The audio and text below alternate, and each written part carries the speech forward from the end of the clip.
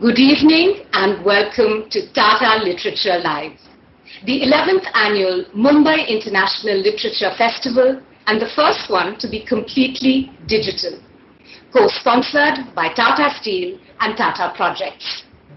I'm sure all of you are looking forward to this panel discussion by Arvind Panagariya and Acharya on the state of the Indian economy.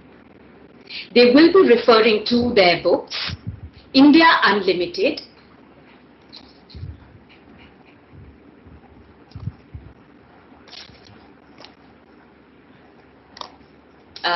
sorry about that, it seems I was on mute. The discussion on what's holding back the Indian economy is going to be headed by Ms. Menon. Mr. Acharya and Mr. Panagariya will be referring to their books, India Unlimited, Reclaiming the Lost Glory, and Quest for Restoring Financial Stability in India, which are both available on our website, tatalitlive.in. There will be a question and answer session after the talk, so please do send in your queries. Arvind Panagariya is a professor of economics and former vice chairman, Niti Aayog. Acharya is a professor of economics and former deputy governor at the Reserve Bank of India. The session chair, Menon, is a multifaceted award-winning journalist, author and co-founder and editor at Live History India. Over to you, Ms. Menon. Thank you so much for that, Suruchi, and it's so wonderful to have Dr. Panagariya and Dr. Acharya on a panel where we are talking about looking for prosperity. What holds the Indian tiger back? Well, it comes at a time and in a year where we've been only speaking about survival. So I'm really happy that we're looking a little beyond survival to the road to prosperity, but we're not going to go away from what is happening in the current climate, in the pandemic, COVID-hit world, where India, of course, is just a piece of the larger fabric. So Dr. Panagariya and Dr. Acharya, wonderful to have you both with us on this discussion. And I'm really curious, I've been enjoying both your works, and I'm really curious to find out whether you've changed any of your thoughts based on what has been happening in the world today. Especially, there are two ways of looking at it. Either that this crisis will push India to do and take some hard decisions and look at the long term, or we could miss this boat and really go back to survival mode. So those are, the gist of the questions that I'm going to have for both of you. But I'm going to start with you, Dr. Panagariya. The numbers on the economy are not very good. In fact, there's been a contraction, a double-digit contraction in the second quarter. And we are perhaps underperforming as far as pretty much every other global economy is concerned.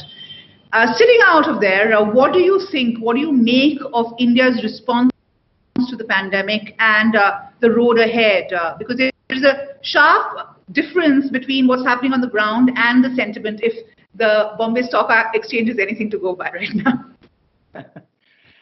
Thank you, Minnie.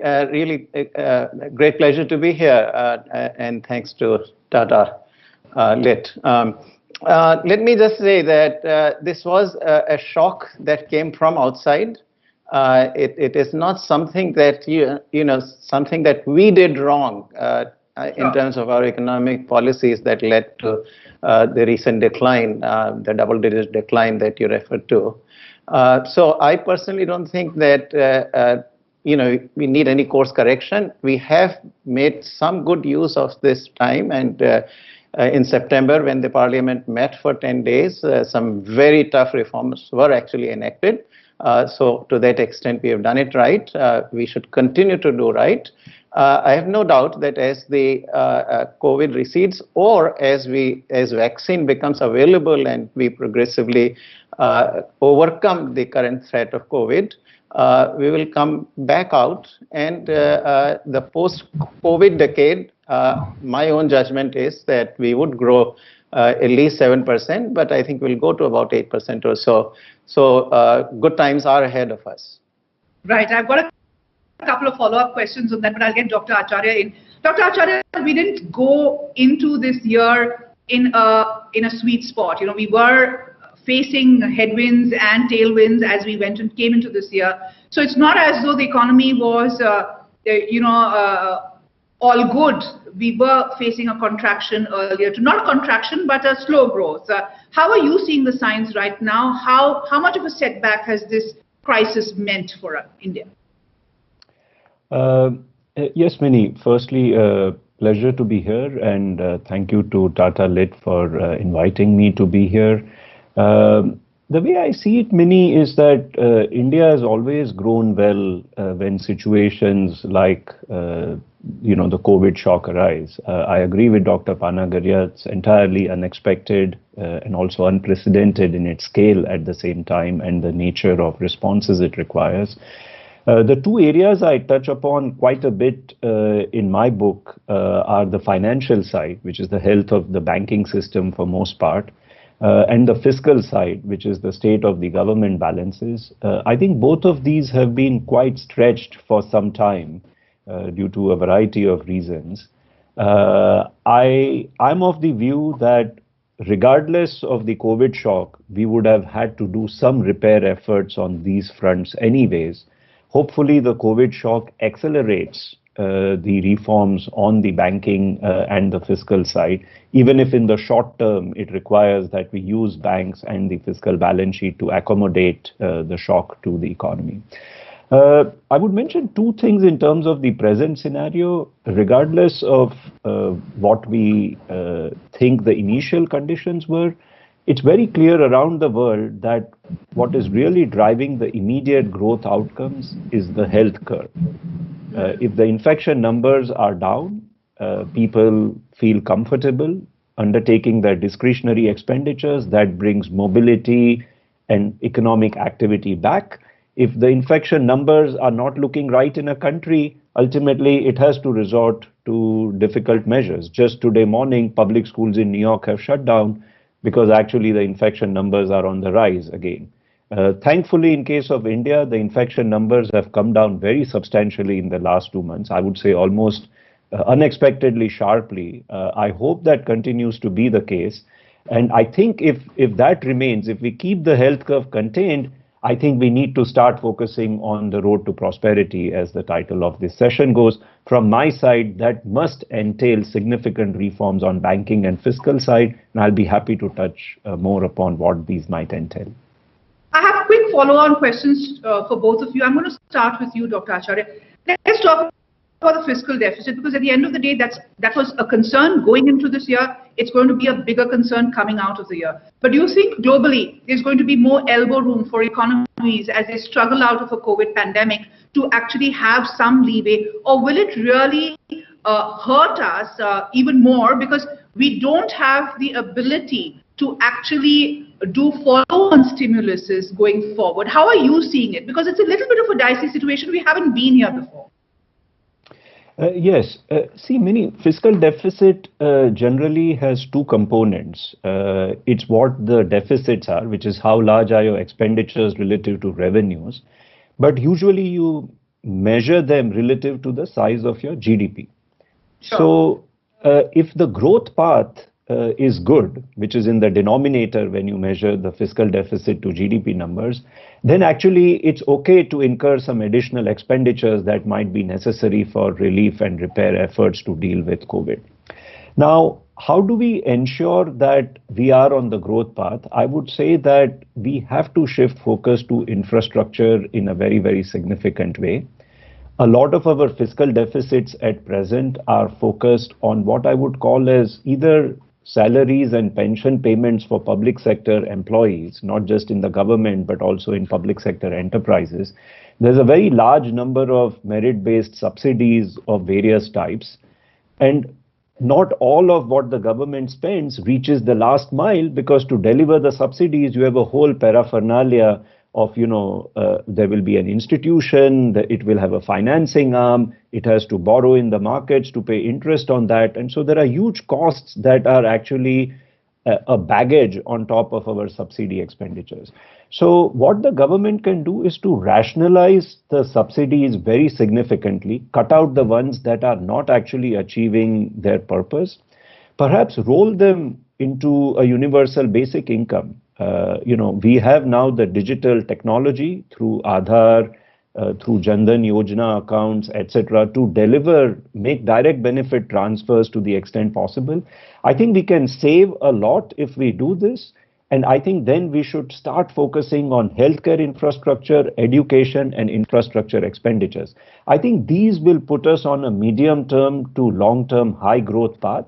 If we are incurring fiscal expenditures for these kinds of allocations, I don't think it's going to be difficult to finance them, because actually the markets will actually look at the expenditures very, very positively, in my view. So to cut a long story short, what I'm saying, Minnie, is that what matters is not just your expenditure, but also its components and the allocation.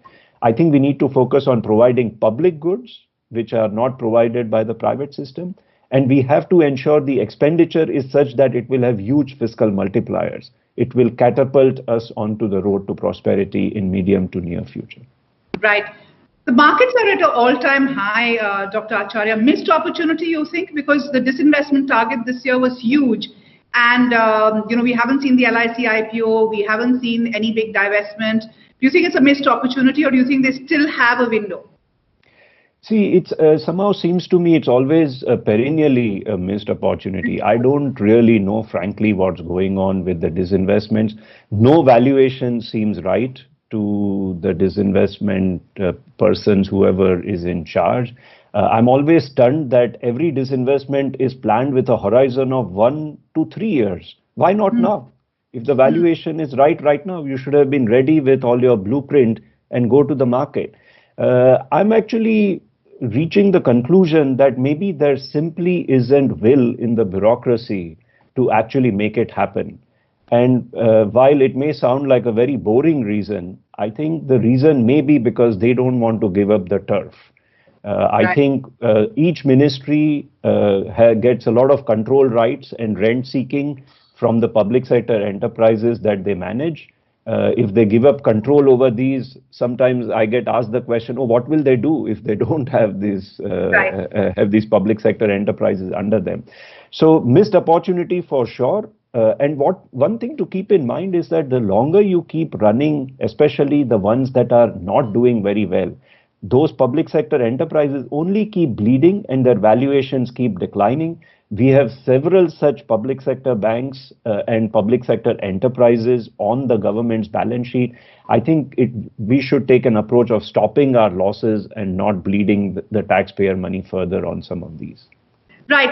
Dr. Panagariya, I have to ask you this. Why do we put out targets like we do for disinvestment when there is no will to do it? Because in the last 8 years, I think there have been only 2 years when we've actually met any of the targets. And this year we had a huge target of 2.1 lakh crores. Very good question. My answer is, in my reading, political will is there, bureaucratic will is lacking. And I think that's the logjam that the Prime Minister needs to break. My own advice would be, we go back to the model we had used successfully during Prime Minister Vajpayee era, which is to have a separate disinvestment ministry, find a minister who believes in Prime Minister's agenda and give him a secretary who also believes in that agenda. I think, and then very large number of enterprises, PSUs, have been actually approved for privatization by the cabinet. Move all those enterprises into the disinvestment ministry, and I think we will begin to see the action. This valuation issue, etc., is not a serious one for many enterprises. These are listed enterprises in which the government stake is sometimes 60% or less. All you have to do, all the bureaucrat has to do, is to unload at the market price 10% or fewer of the shares. That is all, and you go below 50%, and then you can hand over the control to a private board. So it's completely doable. But I completely agree also with Dr. Acharya that, look, there is not bureaucratic will, but I do know that the political will is there. Prime Minister has already done some of the things which we thought were completely undoable politically. So, and we know that since 2016, large number of enterprises, public enterprises, have been approved by the cabinet for privatization. Well, this brings us back to the two, problems that we have of governance and of will. And both of you have written on it, and I'm going to have questions on this later. But I want to get a quick question, which really is a bridge between the now and the prosperity that we are seeking, because we've had a very, a kind of a mixed bag as far as the stimulus package goes, Dr. Panagariya. We have about a 20 lakh crore stimulus package. And if I'm going to quote you from your book, one of the issues that we are trying to address in this discussion is whether we have a socialistic heart and whether that has kept India back. And that's something that you have written about. But I'm going to read out over here. You have said, and I quote, under the Modi government, import substitution, which is also associated with socialist policies, has been seen a revival, and similarly a preoccupation with micro and small enterprises. Now, a large part of this 20 lakh crores was for these particular areas, Atmanirbhar Bharat, etc. Do you think it was a right step given the condition today? Would you do it differently? What's your view? So I have in fact been completely aligned on this with the view that the government has taken.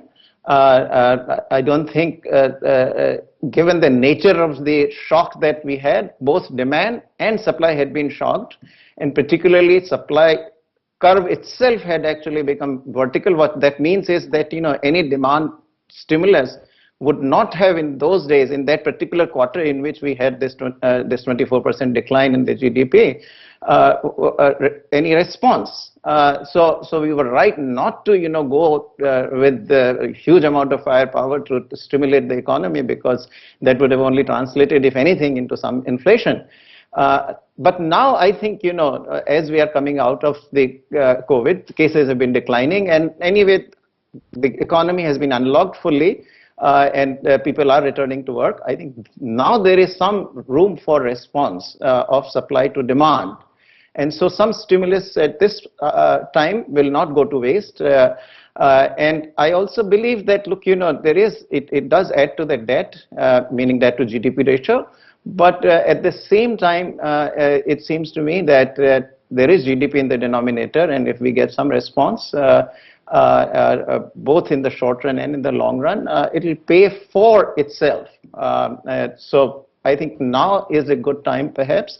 I will go in a bigger way than we have been going right now on infrastructure. I think that is the right kind of area in which to use this stimulus. But if the government so feels inclined, some direct cash transfers could also be done. Right. Dr. Acharya, and I'm going to come back to Dr. Panagariya, because there has been a little bit of a sparring match between you and Mr. Chidambaram on some of the issues that you have raised. So I am going to come and address that. But Dr. Acharya, as I was saying, one of the topics that we are looking at is whether it's right to have the socialistic heart, which all parties seem to be having. Of course, there is a political angle to it. But in a country like ours, this year has proven the fault lines, the deep fault lines in our economy, right? There is one India which is really a digital, stay-at-home work kind of India, which is really bounced back and is bouncing back.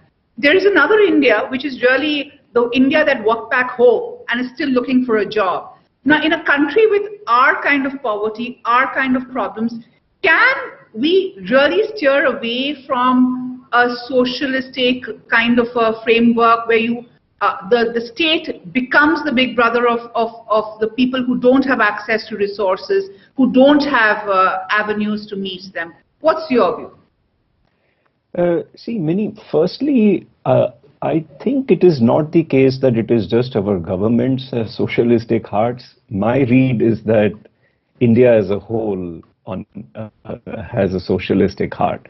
Every time I talk about divesting stakes of public sector banks below majority and perhaps reprivatizing some of the healthier public sector banks, the emails I get protesting against these moves are actually from average middle class Indians.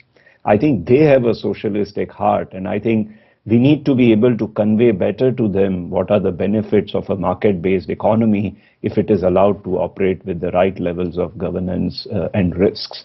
I think partly why India might have started looking inwards is as much because it is popular to do so, and it gets support actually from the average Indian when such policies are adopted.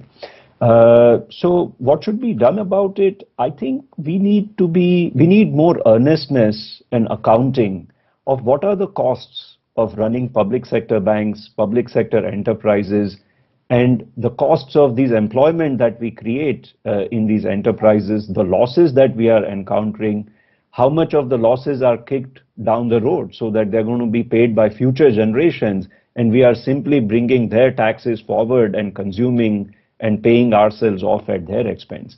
We need much more transparent debate about the true cost of running such huge ownership of enterprises, both in the financial sector and otherwise, on the government balance sheet. I fully agree with Dr. Panagariya. I think we need to adopt the model of 1998 to 2003 for divestments in a very, very significant way. Let these jobs, which are on public sector enterprises, let them move off into the private sector. They will have greater churn. These enterprises will turn around, become more productive. Unfortunately, in fact, the average graduating person in India now says that the job they want is with a public sector enterprise in the surveys. I think this is a very disappointing and worrisome trend in my view. I think the average graduating person needs to be able to look to private sector jobs, and I think public sector jobs should really be like a last fallback in a situation such as the one we might have experienced in the last quarter. I think so. We do need fundamental rethinking, which is at the core of the Indian middle class person's heart, in my view. Right. But Dr. Acharya, on the other hand, you have this versus, and these are the only two things that we've seen in large scale, and I'm not saying that's the rule, it's often the exception, but you have crony capitalism versus this. I mean, you have people, taking loans, working, all sorts of business plans based on debt and getting away with it, and on the other hand, you're constantly flogging state-run banks. So I'm playing the devil's advocate. I mean, why would any middle-class person say that this is wrong? Because there's so much of wrong on the other side too. Yeah, absolutely. But wherever were losses been in the banking sector, a disproportionate amount of losses have actually been on the public sector balance sheets. I understand that there are a few poster children in the private banks who make it to the headlines. And every time I get these emails from the middle class families protesting against my views on public sector banks, they usually mention some of these poster children, but they never talk about the close to $100 billion of opportunity cost included losses that we've incurred on the public sector balance sheet. I'll just mention one fact here for everyone to ponder over, Mini, which is we've had now 50 years of public sector banking. Since banks started getting nationalized in late 60s and late 70s. Presumably, the marketed idea was that it will create development and financial inclusion. I think on both of these, they have not really delivered in a substantial way. You go to Northeast India, credit to GDP in parts of India is less than 5% of GDP. Our aggregate credit to GDP is lower than 60% of GDP, which is lower than even many emerging markets. I think it's time to accept that as a way of getting finance to the last mile, public sector banks are not working. Rather than continuing to incur these costs, why not use the money to incentivize on a level playing field, even private banks to do this, pay them for opening branches in the rural areas, pay them to open bank accounts in rural areas, rather than continue to keep throwing money after the bag. Right. Dr. Panagariya, there are two aspects to this. One is government as owner of businesses it doesn't need to be in, and one, the government using its resources for welfare measures, which is needed because you have so much of poverty. When we talk about socialism, are we kind of confusing between the two, or merging the two, and should we segregate the two? Because I go back to the question I asked Dr. Acharya, in a year like this, how can you not, stretch out your hand and help people who really need it? Because there is a serious crisis out there. Look, On that one, there is no disagreement anywhere within India or outside. Everybody is on board. Even those of us who are very much pro-market economists fully believe in a sort of welfare state where at least the poor. I don't believe in the universal, basic income in the sense of giving subsidies to everybody. We should target it to the poor, because then we can help them more substantively, because your resources are limited, which should go to the really poor among the population.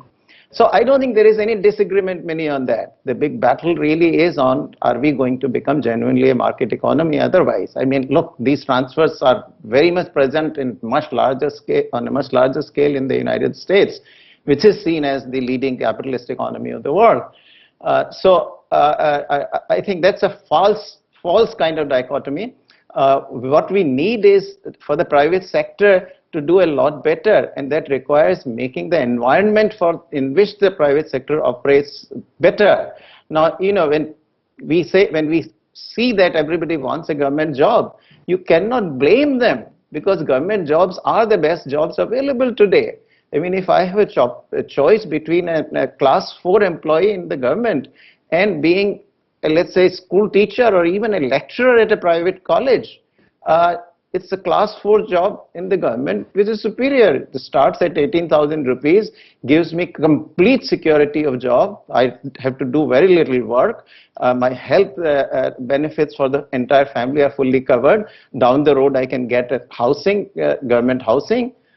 What can I get that in the private sector with even an engineering degree, an average engineering degree? IITs might be different. So you can't blame them. So the solution to the problem is to create better private sector jobs. And this is where we have made a mess, because you got about 44% of the workforce in farming, and half of those farms are less than a quarter hectare. Less than a quarter hectare, 70 million farms there which are less than a quarter hectare. Who can make a living on that? Likewise, micro and small enterprises. Again, the same problem, But so another 44-45% of the workforce is in these micro and small enterprises.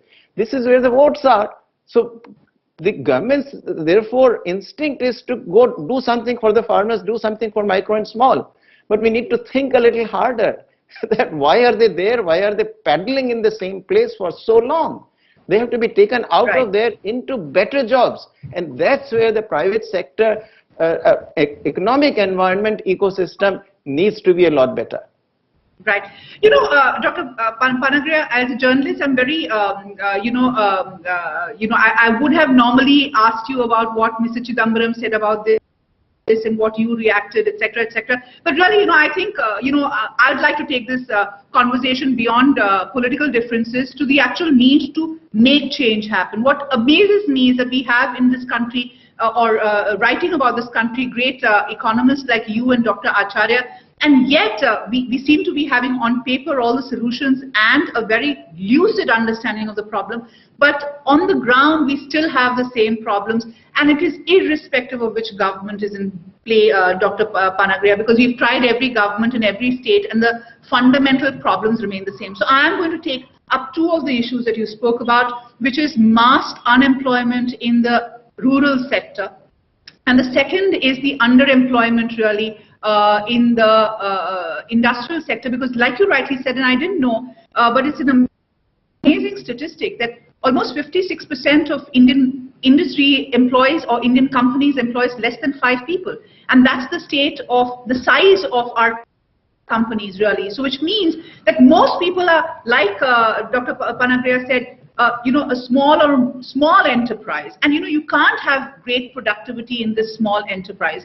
I'm going to come to your comparison with the Asian tigers, because I think it's fascinating. And there is a roadmap already available of how they did it. But I'm going to ask you this. This has been a perpetual problem. And in a country which is moving from one election to the other, because, if you look at what's happening in the media, what the coverage is, you've finished Bihar, now you're going to Bengal, then you'll have UP, every 3 months we have an election, and every political party is really looking at elections. Nobody's looking at these long-term issues. You've been at the Niti Aayog. Sir, what is the solution to something like this? Because I think you have laid out the problems beautifully. Look, let's backtrack a little bit. Yeah. I'm much older than you are, and so my memory goes much farther back. The pessimism you express is the pessimism I had in the 1980s. Okay. Because I feared that, look, we are completely administered by this incredible bureaucracy which will never change. But then 1991 and Narasimha Rao happened.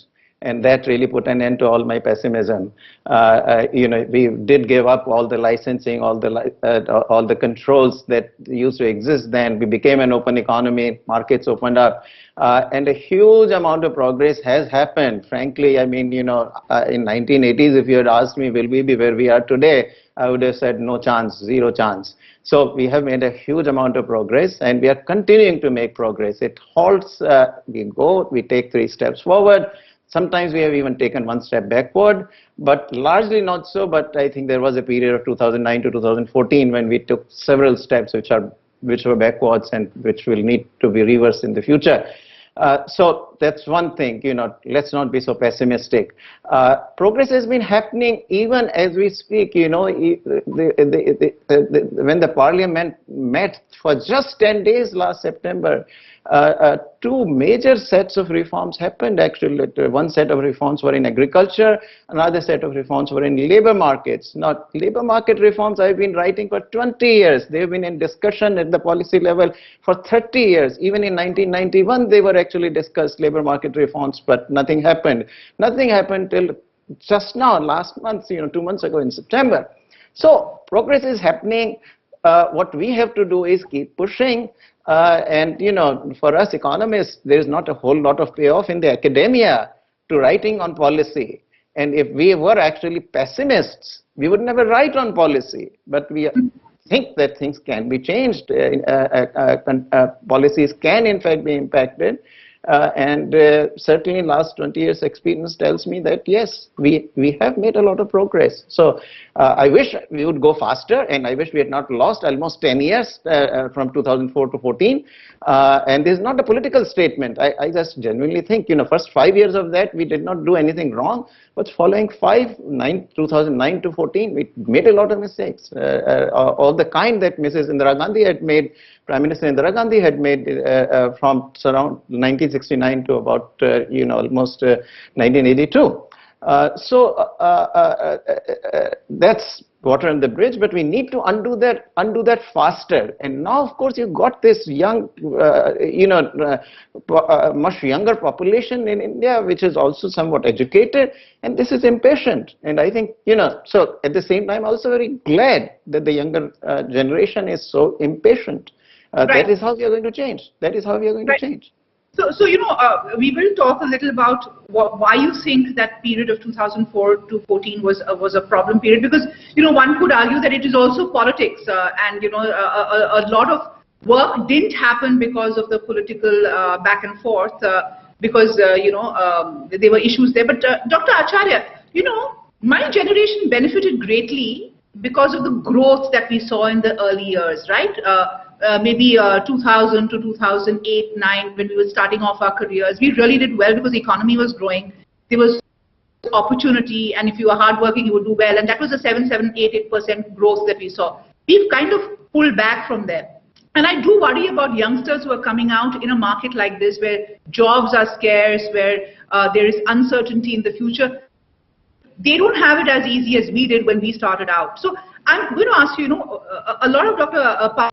Panagariya's work has been looking at the Southeast Asian countries and how it was a decadal growth of 9 to 10% that really propelled the economy, and growth that was met with a huge push to infrastructure, education, helping industry, easing the environment for them. Over here, we seem to be taking 1 step forward and a couple of them back, not just 1 step back, and for youngsters, it's not surprising that they have a bleak ambitions going forward. So just to clarify, Mini, I tend to agree with Dr. Panagariya that the global financial crisis was really the turning point. I think especially if you look at the post-liberalization until the global financial crisis, we seem to be on a very good track in an overall macro sense. I think what the global financial crisis did was to throw headwinds into our growth engine. Trade was about to collapse in fall of 2008. It's still a question mark whether India needed actually as large a fiscal stimulus as was undertaken at that time. But the worst part of it was that a lot of it was accompanied by extremely poor underwriting of bank loans. And it's a problem that we are still actually grappling with even after 10 years. And I think what happened then in my assessment is that we forgot and lost track of what had actually paid for us in the 15 years prior to that. It was market-friendly reforms. It was reforms that, as Dr. Panagariya put, improved the business environment for the private sector and enabled the emergence of a private sector that was thriving domestically and was able to compete well internationally. What happened post-global financial crisis is that we tried to do this debt-based stimulus. It was too large, it was poorly directed, it was badly underwritten by the banking system. And I think it was just short-term fixes. It wasn't actually longer-term structural reforms. That is what had actually paid for us in the 15 years. Unfortunately, on the banking sector front, I would say we have not had much of a decisive movement from any of the governments. I have been pushing for it. I'm fully with Dr. Panagariya that one has to be patient. One has to be impatient in sending the message, but then one has to be patient in looking and accepting the right outcome. And I think that's why we all write. Sometimes we express urgency, sometimes we look frustrated, but I think we are all looking for change. I don't think any one person can make change happen. It takes several voices to come together. But I really hope that as far as banking sector is concerned, we do adopt some of the reforms that have paid off in our industries. I think it's time to accept that just as our liberalized sectors can become globally competitive, that our banking sector, if allowed in the private space to flourish a little bit more by actually government relinquishing stakes, improving governance, allowing more private sector banks to take over the deposits of the public sector banks and manage them well, that we can truly have a globally competitive banking sector. One last point I would make, Mini, here is that I don't think the problem in India is one of jobs. I think the problem in India is one of the quality of the jobs. I think we are producing a large number of substandard quality jobs. I think our youth has much higher aspiration and ambitions. The reason why I get disappointed when they say that they want a public sector job is more because I feel that a public sector job is not going to meet the kind of ambition, capacity, and hard work that our youth can bring to the table. I think it all comes back to the same question. We need to strike the right balance between the government providing public goods and letting the private sector operate in a thriving market-style economy. One of the topics that has been listed is the disdain for institutions such as the RBI, Dr. Acharya. Do we face a little bit of a problem out there? I mean, a little bit is a bit of an understatement, but you are talking about big reform. Is there political will to take on that reform in the current establishment? Also because there has been such a lot of friction between the central bank and you've been privy to that with the government. Yes, see, I think a lot of it comes down to the banking sector, in my view. I think we now have, I would say, at least we've had, I'm not presently at the Reserve Bank of India, so I can't really speak for that. But at least what I witnessed in the immediate period prior to that, there was an emergence of thinking that we need to tackle with the banking sector non-performing assets in a more decisive manner. We need to stop this bleeding of the taxpayer money year after year into covering up the losses of public sector banks, and we just keep mounting every year. And I think there is reluctance on the part of either it's the government or the bureaucracy or the combination to actually pursue this in a more decisive manner. We did make some progress during 2017 and parts of 2018, but then we regressed, and as of now, I don't know if there is a clear path out. You mentioned about consolidations upfront. See, consolidations per se don't change the economic scale of the problem. They help with a few things like reducing the number of appointments you have to make. Maybe in a bankruptcy, you need less of a coordination between different banks if there's fewer public sector banks. But consolidation is not the ultimate way to fix the governance and the ownership structure and the profitability of our banking system. I think it has fundamentally to do with the 60s and the 70s nationalization that was undertaken. It was done for meeting political objectives. It was marketed to everyone as being about development and financial inclusion.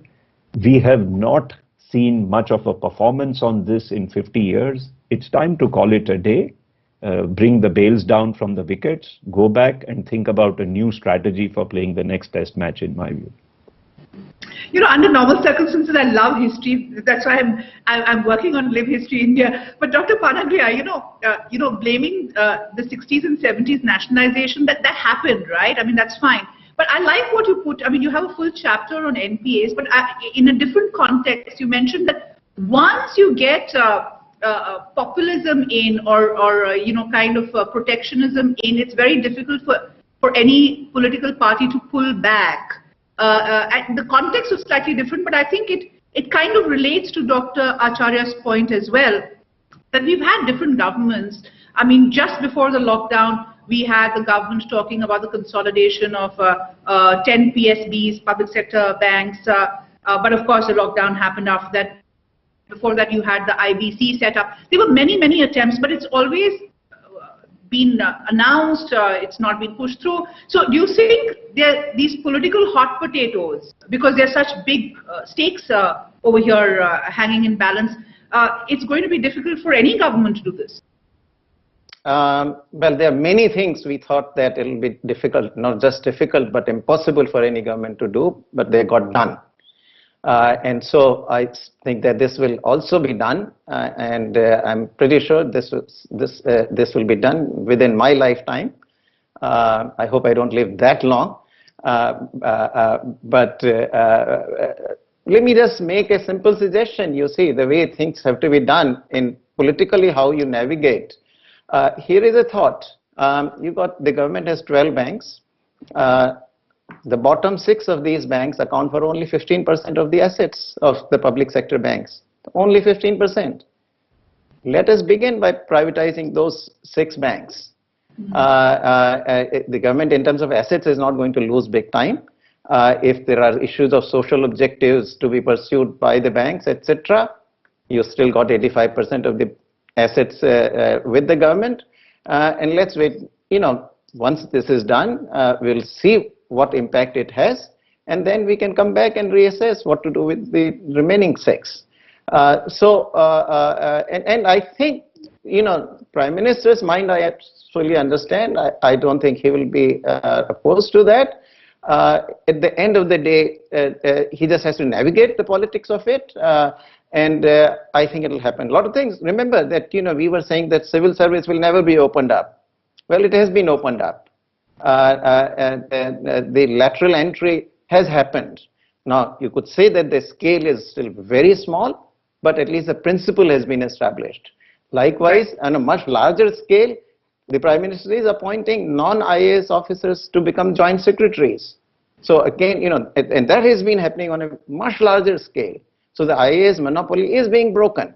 So there are a lot of barriers that are being broken. Labor laws, as I said, we thought that it has never happened. Quite a bit of, we are almost 85% there is still 15% left, but even that 15% can be overcome by the states themselves, because the new legislation empowers the states to change some of the very important provisions in the labor laws that are currently a little bit of constraining the economic activity. So I think progress is feasible, it is possible, and given the history, I have no doubt we will be getting there. Right. Let's talk about protectionism, which has been a big theme, Dr. Panagariya, across the world, and especially in the last administration in the US. You have Biden coming in, a new administration. But one of the things that you have been expressing concern about is the import substitution that the government has been doing, and in the last couple of budgets. How serious is this as a problem in India? Because one could argue this is part of Atmanirbhar Bharat to try and help Indian companies. But obviously, in the long term, you have great reservations about it. Totally. I think this is if I say that the post-COVID decade will be 7 or 8% growth and not 10%, it is precisely because I fear that unless we are open to globalization, particularly on the trade front, we would chop off a couple of percentage points from growth. And I'm not so much worried at all about what is going on in the global economy. Global economy is extremely large. Only merchandise exports are $18.5 trillion in 2018. Even if it goes to 15 trillion, India has a large market out there, even with 15 trillion, because our problem is our share is very small, which is only 1.7%. If we could double it, we could double our exports, and doubling it from 1.7 to some 3.4 is not taking away such a large market. China today has a share of 12 to 13%. So what I think matters most is what we do at home. And that is where it is very disconcerting. If we go to the import substitution road, we saw that for 40 years, from 1950 to 1990, that is what we did, and we got below 4% growth during that period. We will, and I mean, we will, I think right now we are still not that closed or anything. I mean, it's nothing like what we inherited in 1991. But the mere fact that several of the tariffs have been raised since 2018. Now, I don't connect this to Atmanirbhar Bharat. That's a very different project, and Atmanirbhar Bharat itself has not led to any of this. The protectionism had started going up in 2018 already. The connect of Atmanirbhar Bharat to this is incorrect in my opinion. Make in India, and I know you have spoken about how Make in India was focusing largely on import substitution. So that was something that you were talking about. Yeah. That is the problem. Yes, there are twin problems. There are twin problems. One is that the Make in India sometimes gets interpreted as, including even by one of our former RBI governors, actually a very fine economist, said that Make in India should be about Make for India. I think that is the wrong way to think about it. That's one. The second part of it is that Make in India focuses too much on this high-tech, capital-intensive, skilled labor-intensive sectors. That's not where our jobs problem will be solved. These industries employ very few workers. What you need is success in labor-intensive, employment-intensive industries where you can employ, you need to migrate a lot of the farmers into industry. You can't put them into IT industry or finance industry or any of these very high-tech kind of industries. You need jobs where you can train them in a short period of time. Apparel, footwear, furniture, a lot of these light manufacturing industries is where they can be employed. Right. I have questions on that and where do you see jobs coming in. But let me take some of the audience Q&As. We have a question from Devyani Kalyanpur for Dr. Panagariya. She says, you called the socialist mindset of many policy makers in the past, but the lockdown and the plight of migrants has shown that India has no social net for millions of people. What's wrong with the government providing its population access to basic amenities? Which I think you have answered in a way, but you can take I think the only barrier to it is that our income levels are so low that not enough revenues are flowing into the government. So we talked a lot about fiscal constraints, right? That's what Dr. Acharya said, talked about. But if we had grown much faster in the earlier decades, today our income levels will be at least $7,000 to $8,000 per capita, as opposed to only 2,000. then a lot more revenues would have been flowing in, and the government could have actually built up social safety nets on a much larger scale. I mean, the very fact that we could do Narega, we could do the Food Security Act is because we managed to grow during at least 10 years of time about roughly 8%. And we have continued. I think, I mean, one thing we ignore is that in the first 5 years, first term of Modi government, we did grow actually 7.4%. On average, growth was not, I think somehow there is a denial of this fact. But, look at the data. I think also view that it was because of the earlier regime also, but we won't get into that. We don't want to. No, that's separate. But what I'm saying is that we have grown. But the whole point is that after you had lost 4 or 5 decades, early decades, for the future you are put on a very low trajectory. Let me get Dr. Acharya here. Dr. Acharya, we have a related question from Prakash Kumar, who says that it's actually for both of you. Is it possible to have an unemployment benefit system in India? Because, like Dr. Panagariya said that, it is difficult because we don't have the fiscal room to have any kind of social security. But if we were to say that the one lesson of this year is that we have to get that kitty going, that we have to have some kind of a welfare scheme. Do you think your Manregas and all these things are enough, or do you think we need to have a more structured approach to this? Yeah, Minnie, I'll just also chime in on the first question, if I may. See, we have a very large state, so let's not say that we are not spending a lot of money through the government balance sheet. As a percentage of GDP, we are still spending a lot of money. I think what's happening is that it's not happening on provision of public goods. If you look at the infrastructure, health and education spend of the government, it's still a very, very minuscule portion of what the government spends on.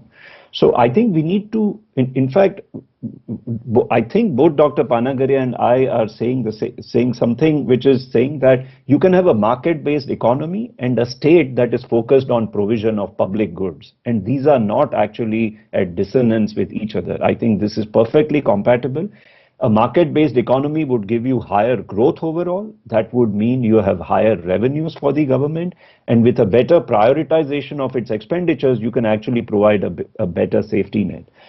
Coming to the question of unemployment insurance, I would not be in favor of a blanket unemployment insurance at all points of time. It is both costly, it has huge moral hazard in terms of getting people to actually want to work where better jobs are there. It can also be inflationary in normal times because it will actually increase the wages that the private sector would have to pay in order to attract these labor. However, in a situation like a COVID shock, I would be in support of something like the Mahatma Gandhi Nrega scheme, because actually it allows you to achieve a certain kind of a direct transfer. And that is required in some measure at the time of such shock. So I'm not in favor of a blanket unemployment insurance in India. I'm not sure we are at a stage where we can afford it on an ongoing basis. But as a crisis response for a short period of time, I would be in favor of it. Right. Dr. Panagariya, one of the interesting things that you've written, and it's full of nuggets, your book, India Unlimited. But on migrant labor, again, you have a whole chapter. And you say, while we've done Manrega for the rural population, we should have had a Manrega for the urban population as well.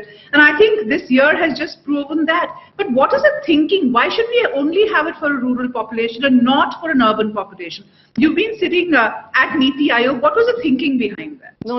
I'm sorry. No, I didn't. I don't suggest that we should have a Manrega for urban areas also. What I said was that all the benefits that we have provided to the people are tying them to stay in the rural areas. And that tie, so don't just related payment scheme even for people in urban areas. So migrant laborers in stress, for example, migrant laborers in stress. No. When there is stress, of course, everything ought to be done. I mean, the kind of situation we are faced with during COVID. But Manrega is more than that. Manrega is a regular program.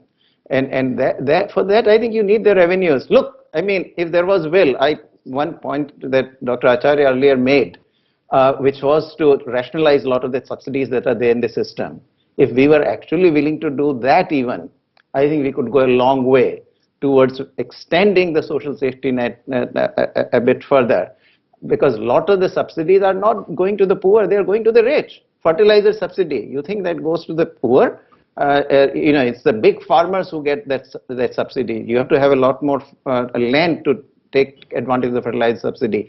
The MSP, meaning the minimum support prices, you think small farmer gets it? Poor small farmer sells it at the market price, which is lower than the MSP price. It's the very, very large farmers who get that subsidy. So there are subsidies in the system that, if properly actually redistributed, could go much farther. But even in as much as Dr. Acharya sort of said that, the government expenditures can be reorganized. The basic point is that, yes, we are not spending enough on health, let's say, as a proportion of the GDP. But the GDP itself is small. This is where the problem is. If the GDP would grow and had grown in the past much faster, today actually, our GDP will 2 or 3 times, if it was 2 or 3 times of what it is today, revenues would be proportionately larger. The absolute level of revenues matters. A lot of the things we are saying have nothing to do with the proportions, but the very fact that the level of GDP being low, level of revenues, level of budgets is low. So even if you do education, we are not doing that badly. 3 to 4% of the, close to 4% of the GDP is being spent on education. One, it is being spent incredibly poorly, very, very badly actually, but also the level of GDP being low. Even 4% of the GDP is low. It's a chicken and egg really, but I'm going to come back. We could go on for a long time because I've got many, many questions, and we've got a lot of questions from viewers as well.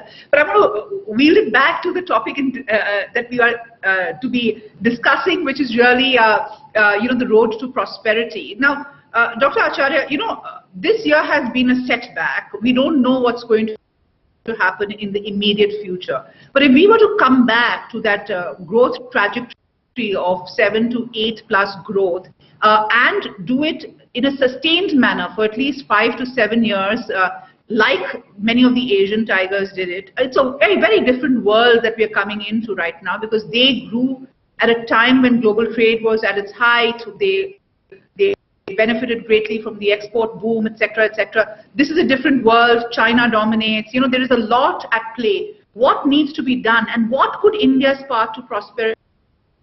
What is the route for that path to prosperity? Yeah, I'll stick to one message. Of course, it's a very complex problem, and there are many paths, many requirements to get back on a path to full prosperity. I would say we need to have a blueprint for how we are going to deal with our banking sector over the next 3 to 5 years. Currently, there is no such blueprint. We are stumbling along the way as and when problems arise. As Dr. Panagariya mentioned, if you want, you can start small. You can take examples of few banks, try to improve their governance, try to separate the state from their operations. In case of public sector banks, dilute stakes and eventually reprivatize them. I think we need to also lift the quality of our banking sector norms, especially loan loss recognition. We need to provide in advance and in a smooth way for the losses that may arise down the line. And third, we need to think about how our banks, along with markets, can actually provide financing for infrastructure in a manner that doesn't actually completely rock the banking sector. So, the underwriting, monitoring, and the risk management has to be of the highest quality. To me, finance is like the lifeblood of an economy. Right now, several of our arteries are clogged.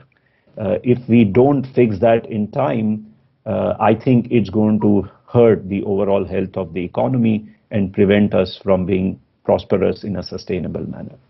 How urgent is this, especially at a time like this? Can we completely fall off if we don't do what you're suggesting that we do? Because we have an NPA problem, we have a capitalization problem, we have a fiscal deficit problem, and we have a low growth problem. See, we can't take the standards of not falling off. We have a huge population. We need to create several millions of jobs every year. We are poor. We need to continue on the path of eradication of poverty that we embarked upon in 1991. We can't slow down. I think it's almost a moral imperative, I think, for the country that we do whatever it takes to grow well, rather than say, as long as we are not falling off the cliff, that's good enough. I think we can't have that ambition. I think that will be a huge cost to the children and the youth of the country, in my view. See, the paradox of it all is that if you do anything on the banking sector that is stabilizing it in the long run, it's going to be credit positive for the country. It is going to be growth positive for the country. It's going to reduce government's cost of borrowing. It's going to reduce cost of borrowing in the rest of the economy. There is no moment, in my view, when you can't undertake banking reforms other than when you are right in the midst of a lockdown. But, we are now gradually opening up. The health numbers look right. Probably in 6 to 9 months, private impulses in the growth engine would be even stronger. At that time, you don't want bank credit growth to be anemic and retarding the growth of the economy. I think the time to fix the banks is right now. Right. Dr. Panagariya, I'm going to give you the last word on this. Dr. Acharya mentioned we need a blueprint. I would add we need political consensus. We need a kind of a moral point of view that we have to do this irrespective of political differences.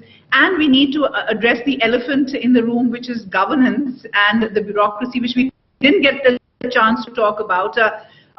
Given this, how do we get back to the road to prosperity where we have the vision and the visibility of a 7, 8, 9% growth in a sustained manner? What are the 2, 3 things that we have to do right now? Well, we have to open up the economy rather than go to protection. We have to start liberalizing again and pick up the matter where it had been left in 2007. So that's one area.